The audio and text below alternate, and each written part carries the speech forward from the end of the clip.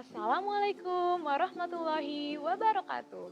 Halo semuanya, pada kesempatan kali ini kita akan belajar mengenai pengembangan sifat mekanik bambu dengan menggunakan cairan ionik. Yuk, langsung aja kita mulai. Yang pertama akan kita bahas adalah sifat suatu bahan secara umum terlebih dahulu. Sifat bahan dibagi menjadi dua, yaitu sifat fisika dan sifat kimia.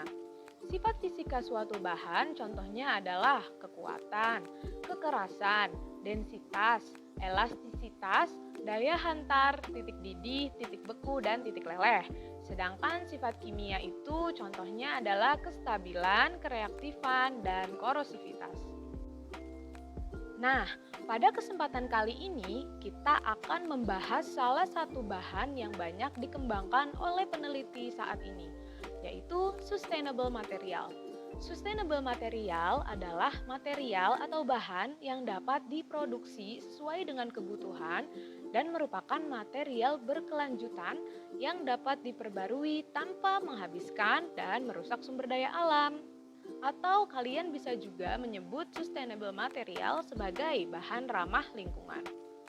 Salah satu contoh sustainable material yang umumnya ada di lingkungan kita adalah bambu. Bambu termasuk sustainable material karena memiliki banyak kegunaan, seperti sebagai bahan alternatif kayu untuk konstruksi bangunan. Bambu memiliki beberapa sifat mekanik, yaitu kuat tariknya yang sejajar dengan baja, kuat lentur sebesar 99,932 kg per cm kuadrat, kuat tekan yang sejajar dengan serat, dan kuat geser rata-rata sebesar 24,983 kg per cm kuadrat. Bambu juga sangat efisien dalam menyerap karbon dioksida dan berkontribusi terhadap pengurangan efek rumah kaca. Bambu bisa mempunyai sifat-sifat seperti itu karena 90% komposisi kimianya terdiri dari selulosa, hemiselulosa, dan lignin. Maka bisa kalian ketahui pada bambu terdapat 50% karbon, 6% hidrogen, dan 44% oksigen. Akan tetapi, kandungan selulosa yang tinggi dan adanya komponen karbon, hidrogen, dan oksigen menyebabkan bambu menjadi mudah terbakar. Bambu juga memiliki sifat elektrostatis yang dapat mengakibatkan resiko ledakan jika digunakan untuk ruang penyimpanan bahan kimia yang bersifat mudah terbakar. Salah satu cara untuk mengatasi kelemahan bambu adalah dengan menggunakan cairan ionik. Cairan ionik merupakan kelompok garam yang terdiri dari kation organik dan anion organik atau anorganik dengan ciri-ciri tidak mengandung molekul netral tertentu dan berwujud cair di suhu ruangan. Cairan ionik ini berbeda dengan larutan garam dan garam cair ya. Perbedaannya terletak pada jenis kation, jenis anion, titik leleh, dan wujud dalam suhu ruang. Selain itu, cairan ionik ini juga memiliki keistimewaan, yaitu sifat fisika dan kimianya dapat diatur dengan cara memvariasi kation, anion, dan substituennya. Nah, sekarang kita akan mencoba membuat cairan ionik dengan menggunakan betain dan asam oleat. Proses pembuatannya adalah sebagai berikut. Setelah semua alat dan bahan disiapkan, langkah pertama yang dilakukan adalah menimbang betain dan asam oleat sesuai dengan kebutuhan. Kemudian, panaskan menggunakan penanas pasir pada suhu 100 derajat Celcius sambil diaduk dengan kecepatan 500 rpm selama 3 jam. Pemanasan dan pengadukan diberhentikan jika sudah membentuk cairan tidak berwarna dan dipindahkan ke dalam botol vial. Kemudian, tempatkan cairan ionik dalam desikator. Setelah cairan ionik jadi, kita lakukan uji tahan api dan uji adhesi debu pada bambu dengan menggunakan beberapa potongan bambu, cairan ionik, dan bubuk karbon aktif.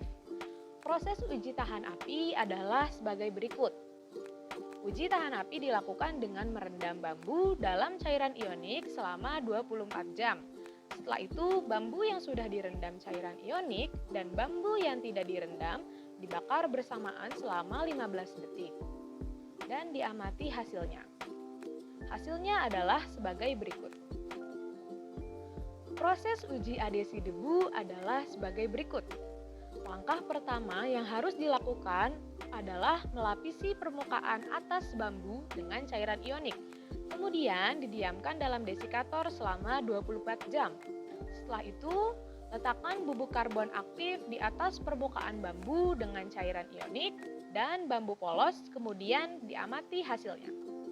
Hasilnya adalah sebagai berikut. Bambu menjadi tahan api karena seharusnya atom oksigen dan hidrogen dalam selulosa yang merupakan donor dan akseptor elektron berinteraksi dengan kation dan anion dalam cairan ionik yang akhirnya memutus ikatan hidrogen selulosa. Saat proses pembakaran, gugus OH dari rantai molekul cairan ionik dan selulosa akan membentuk ikatan hidrogen di bawah tekanan panas. Selain itu, ikatan molekul dalam selulosa semakin memperkuat komposit karena efek panas dan tekanan, sehingga membuat konsentrasi minimum oksigen meningkat dan bambu menjadi tahan api. Resiko ledakan disebabkan oleh sifat elektrostatis pada bambu yang menimbulkan muatan listrik statis. Pelapisan cairan ionik pada bambu memberikan efek seperti gaya adhesi, di mana terjadi tarik-menarik antar partikel antara lapisan bambu dengan cairan ionik, sehingga bambu dengan cairan ionik hanya menarik sedikit karbon. Hal ini menunjukkan menurunnya gaya elektrostatis pada bambu dan menurunkan resiko ledakan yang mungkin terjadi. Pelapisan bambu dengan cairan ionik ini membuat lapisan permukaan bambu akan menjadi lebih padat, sehingga bambu akan menjadi lebih kuat. Demikian pembelajaran kita mengenai pengembangan sifat mekanik bambu dengan menggunakan cairan ionik.